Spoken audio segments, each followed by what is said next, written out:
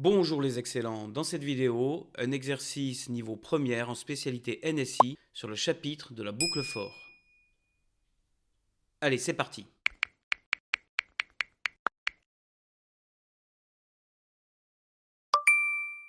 La suite de Fibonacci est la suite d'entiers Fn définie par F0 égale 0 et F1 égale 1. Et pour tout entier n à partir de 2, Fn égale Fn-1 plus Fn-2. Écrire un programme qui demande à l'utilisateur un entier n qu'on supposera supérieur ou égal à 1 et qui affiche la valeur de Fn. Indication, on pourra utiliser deux variables pour mémoriser Fn et Fn-1 ainsi qu'une variable temporaire. Alors, avant de se lancer dans la programmation, réfléchissons un petit peu. Donc déjà, il faut bien comprendre. On a F0 égale 0, on a F1 égale 1, et ensuite on a, pour tout n supérieur ou égal à 2, Fn égale Fn-1 plus Fn-2. Ça veut dire quoi? Ça veut dire que, par exemple, si on veut calculer F2, donc n égale 2, ça veut dire que n-1 c'est 2 moins 1, et n-2 c'est 2 moins 2. C'est-à-dire que F2 finalement ça va faire 2 moins 1 ça fait 1, F1, et 2 moins 2 ça fait 0, donc ici ça va être plus F0.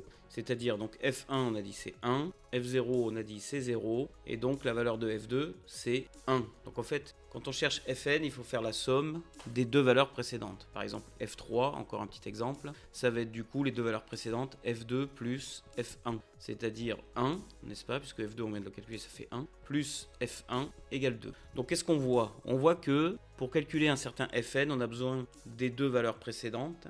Et donc ces deux valeurs précédentes, on doit les connaître. Par exemple, si on veut calculer F10, on a besoin de calculer F9 et F8.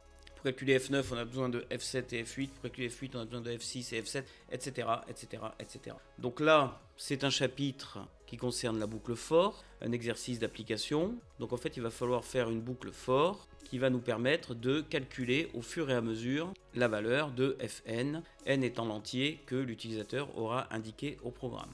Alors en fait, comment ça va se passer? Eh bien, on va utiliser deux variables pour stocker Fn, Fn-1.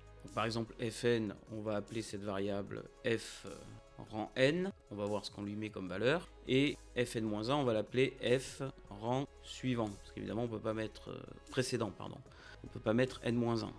On va voir ce qu'on met comme valeur, et puis on va avoir besoin d'une valeur temporaire. Donc au début, le rang précédent, on va l'initialiser à F0, et le rang, en fait, n, on va l'initialiser à F1. Ça, c'est l'initialisation. Ensuite, on aura notre boucle for, donc on verra la condition qu'on va mettre ici. Qu'est-ce qui va se passer dans la boucle for? Eh bien, on va calculer le rang suivant. Donc on va appeler ça, par exemple, F rang suivant. F rang suivant, c'est F du rang n plus F du rang précédent. Comme ça nous calcule le F suivant. Mais du coup, le nouveau F rang n va devenir le F rang suivant et le nouveau F rang précédent va être en fait le rang n. C'est-à-dire qu'il faut décaler d'un cran parce qu'il faut que la boucle d'après, la valeur suivant soit intégrée dans F rang n et F rang n soit intégrée dans la valeur F rang précédent. Donc en fait, ici, qu'est-ce qu'on va faire? On va faire F rang précédent va prendre la valeur de F rang n et F rang n va prendre la valeur F rang suivant.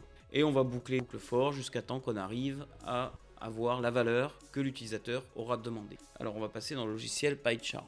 Donc nous voici dans PyCharm. Alors on va mettre en place donc ce qu'on a dit en réfléchissant dans le tableau. Donc déjà on va définir une fonction qu'on va appeler Fibonacci qui va prendre en argument un certain n et donc qui va calculer Fn. On va ici se mettre en commentaire calcul Fn. Très bien. Alors, comment ça va se passer? Donc, on a dit, on doit prendre deux variables. Donc, on va dire f n, et ça, on l'initialise à f1, c'est-à-dire à 1.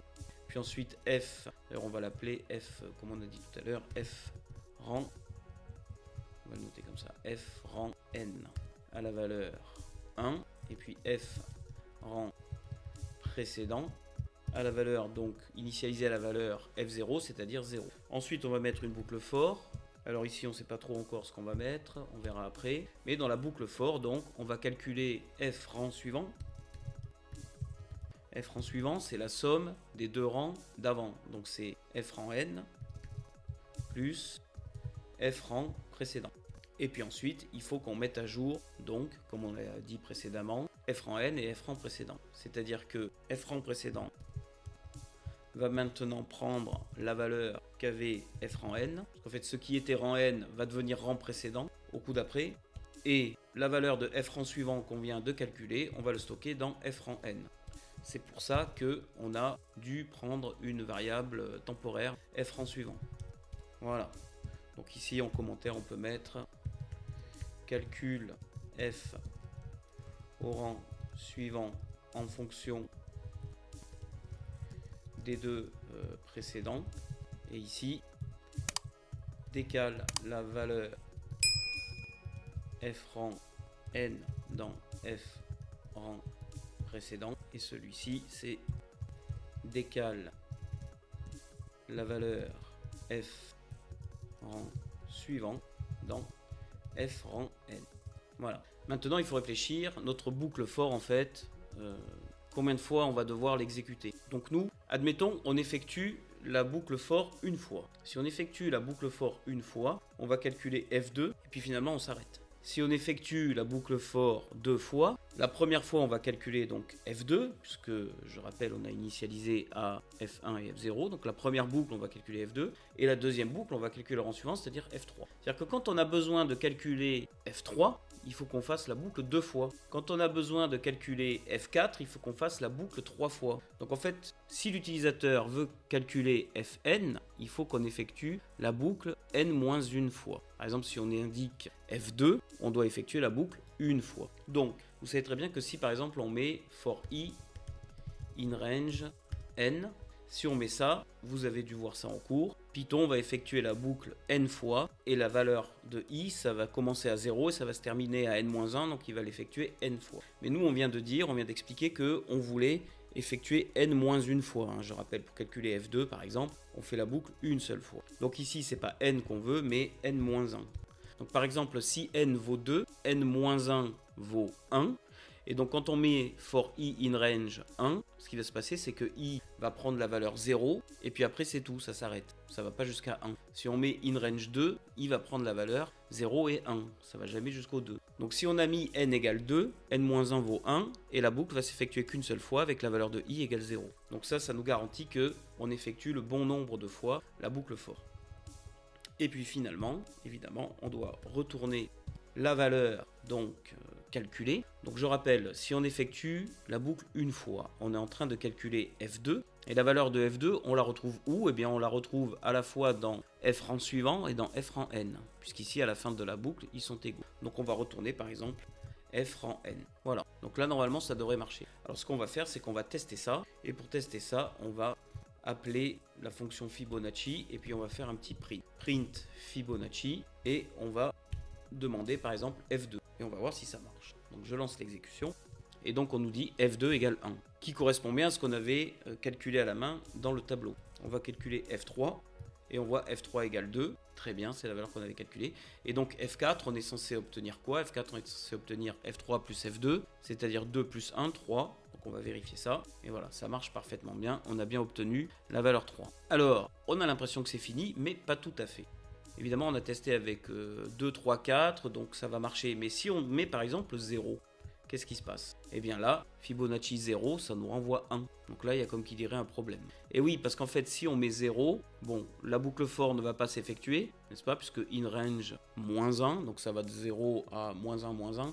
Donc la boucle for ne va pas s'exécuter du tout. Et qu'est-ce qui se passe? On renvoie f rang n qui a été initialisé à 1, on obtient 1. Donc il va y avoir un problème. En fait, ce qu'on a mis ici, for i in range n-1, ça marche à partir de n égale 2. Puisque si n égale 2, la boucle va s'effectuer une fois. Si n égale 1, la boucle va s'effectuer 0 fois. Et donc on va renvoyer f rang n, ça va marcher aussi en fait. Par exemple, si on met par exemple ici Fibonacci 1, je lance l'exécution, voilà, on obtient bien 1. Pourquoi? Parce que effectivement, f1 égale 1. Ça marche puisqu'on a effectué la boucle 0 fois et on renvoie f rang n qui est bien égal à 1. Mais si on effectue ici Fibonacci 0, ça va de même ne pas effectuer la boucle du tout et ça va nous renvoyer f rang n qui vaut 1 et là c'est une erreur. Donc pour corriger ça, il faut ici qu'on mette une petite condition. On va lui dire ici que si n égale en fait 0, alors tu renvoies f rang précédent. Voilà. Ce qui va empêcher de renvoyer f rang n. Donc maintenant on peut tester. Je lance l'exécution. et pris une Fibonacci 0, on obtient bien 0. Voilà, donc maintenant le programme est complet. Donc la partie intéressante de ce programme, bien entendu, c'était la boucle for. Après, dans l'énoncé de l'exercice, il était demandé effectivement que le programme demande une valeur à l'utilisateur. Donc ça, vous savez le faire, c'est pas la peine de passer du temps là-dessus. C'était surtout aujourd'hui pour vous illustrer la boucle for. Voilà, donc j'espère que vous avez bien compris. Alors, pour information, quand vous serez en terminale, si vous continuez la spécialité NSI, vous verrez une autre façon que la boucle for pour faire par exemple la suite de Fibonacci. On peut utiliser ce qu'on appelle la récursivité. C'est beaucoup plus puissant, c'est plus facile à comprendre je trouve, mais niveau première, c'est la boucle for. Et donc là, j'espère que vous avez bien compris la façon dont on utilise la boucle for pour calculer la suite de Fibonacci. Puisque tu as aimé cette vidéo, je te mets ici la playlist correspondante et un lien vers une autre vidéo qui devrait t'intéresser. Pour devenir excellent dans n'importe quelle matière scientifique, abonne-toi et prends un cours particulier à distance avec moi, tu vas exploser ta moyenne. Et n'oublie pas, pour devenir excellent, c'est Lucien Prof.